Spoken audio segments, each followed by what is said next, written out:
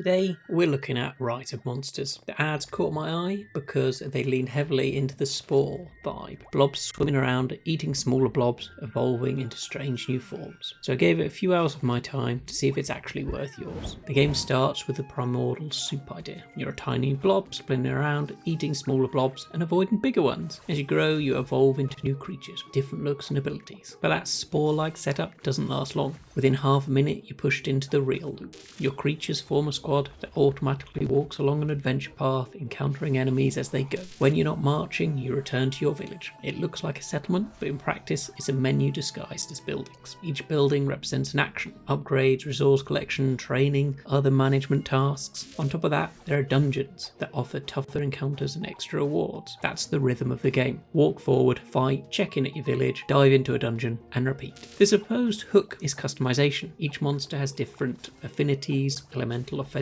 defensive, and skill trees that you build them out with. The idea is that you're tailoring your squad, but it's more about incremental stat bumps than the wild creativity suggested in the ads. There's some satisfaction in tinkering with builds, but it never feels as deep or freeform as you'd have hoped.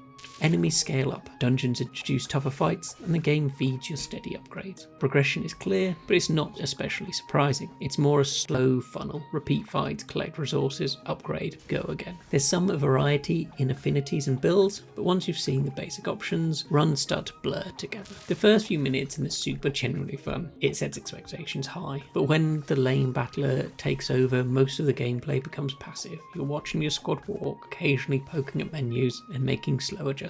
It's fine as a background game, but it never hits the level of creativity or intensity that the ad suggests. Your village is also the main source of notifications. Every building seems to flash an icon: resources ready to claim, upgrades available, time is completed. It creates a sense of constant activity, but most of it's just busy work disguised as world building. It keeps you clicking, but rarely in a satisfying way. Monetization is standard mobile fare. Multiple currencies, packs, shortcut purchases. You can play without paying. Progress slows quickly and then nudges you to spend. The meta layer, managing skill trees, affinities and upgrades, adds structure, but it's incremental rather than transformative. It extends the loop without making it feel much deeper. Rise of Monsters is designed for short bursts. Send your squad down the path, check the village menus, maybe dip into a dungeon, and log off. Replayability comes from mixing builds, affinities, but after a while it all feels familiar. Once the novelty of the soup stage wears off, it settles into a predictable routine. So, is Rise of Monsters worth your time?